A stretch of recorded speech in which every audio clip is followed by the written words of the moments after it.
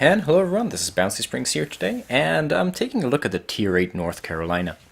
So if you've been there, you can notice that the Tier 8 North Carolina is very different compared to her predecessors. And the way I want to structure this video is that I want to give you, let's say, no more than 5 minutes introduction of what she does. And in the background you'll see a game being played, and once the introduction will be finished, you can just enjoy the gameplay for what it is. It was quite an enjoyable game, I think you'll also like it. But hey, that's enough introduction done for me. So if you've played the USN battleship line, you'll immediately notice that the speed of the North Carolina is a huge upgrade compared to her dreadnought predecessors, which were basically running at 21, 22 knots, and now finally you get to 28 knots, which is a 33% increase. And this you'll see this heavily impact your gameplay. Another thing is that your guns get a big upgrade. You're going to 406 millimeters. You're basically getting the same guns that the Iowa and the Montana have, and you're going to be using the same shells. You have three turrets by 3, and you have a very, very good range. So I mean 19 plus. And if I'm not wrong, you actually get the best range at Tier 8. But so let's kind of break it down in 3 parts. The goods, the bads, and how I think you're better off playing it.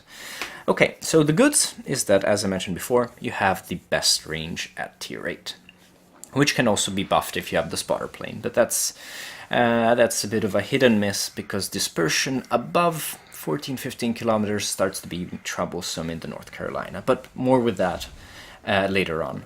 You have some of the best, if not the best, anti-aircraft modules set up on Tier 8 battleships, so you can definitely eat a lot of planes if an aircraft carrier is coming for you. Nothing to be particularly scared about. Of course, if a Tier 10 carrier is coming for you, you probably need some assistance, but overall, you'll do a pretty good job, and I think that if a carrier has a choice, he'll probably try to avoid the North Carolina's anti-aircraft. Now, as I was saying before, also mobility is key. When fully upgraded, the stock North Carolina, sorry, not the stock, when fully upgraded, you'll go 28 knots, which is a very large increase. However, you are still the slowest battleship in Tier 8.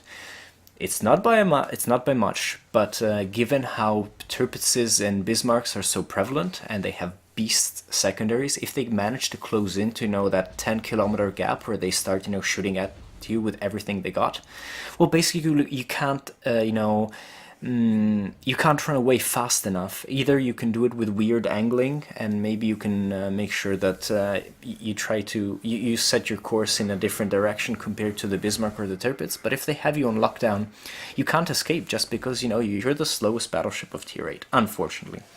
As I mentioned before, you have the best shells for American line, so you're getting the same ones as the Montana, so as Tier 10. So your shells do a crap ton of damage, and I would say the damage is quite consistent. If you want to play sneaky, that's entirely possible with the North Carolina. If you get Concealment Expert, you can drop your concealment down to 12.1 kilometers, which is absolutely ludicrous.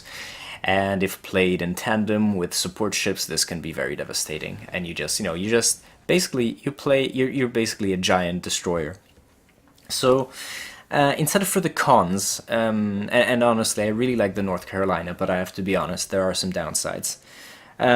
So it's a bit of an imprecise ship for all shots that are 15 kilometers or more outside of that range. It's very tentative.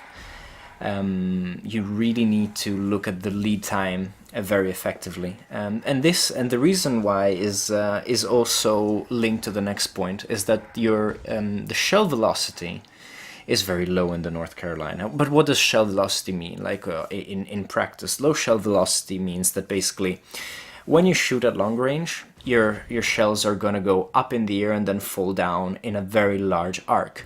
While instead, the faster the velocity, the flatter the arc is going to be. So usually you'd like to have flatter arcs at closer range, but at long range you can do what is called plunging fire, which is what is so often useful against German battleships because they have very little deck armor.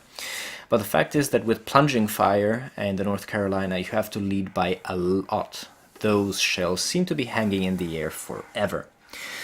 So having that put out of the way, the North Carolina actually has inferior armor to her predecessor, the Colorado, and it has a very large citadel.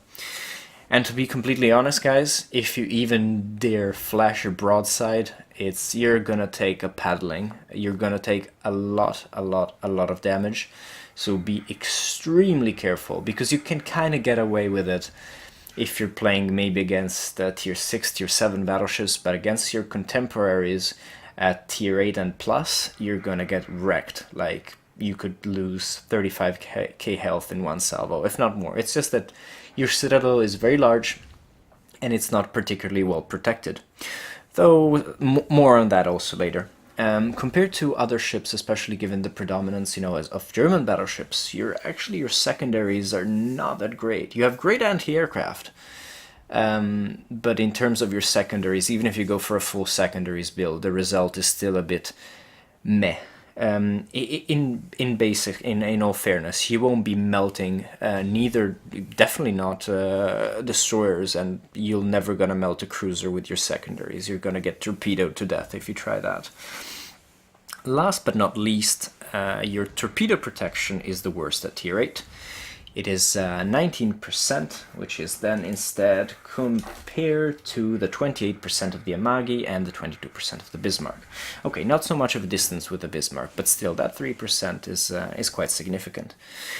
Lastly, as the third part of my analysis, is how do you play then the North Carolina in practice? So I think the thing is, you're not a sniper, but you're not even completely an absolute brawler like the Bismarck would be or the Tirpitz would be. So I think the idea is that you lead the team. Of course, you always try to team play, but I think that is reasonable advice for all ships. You always try to do team play, and follow your cruisers, stay with them, get protected by destroyers. But you are a tank. You can take quite a pounding, and you with the repair consumable, it's meant to be used. So I think you're really meant to soak up the damage. You won't be spotting, of course, and I would recommend that you try to keep confrontations with enemy ships somewhere between 10 and 15 kilometers. Of course, if you're going to go at point blank range, you're going to obliterate cruisers. Destroyers, not so much.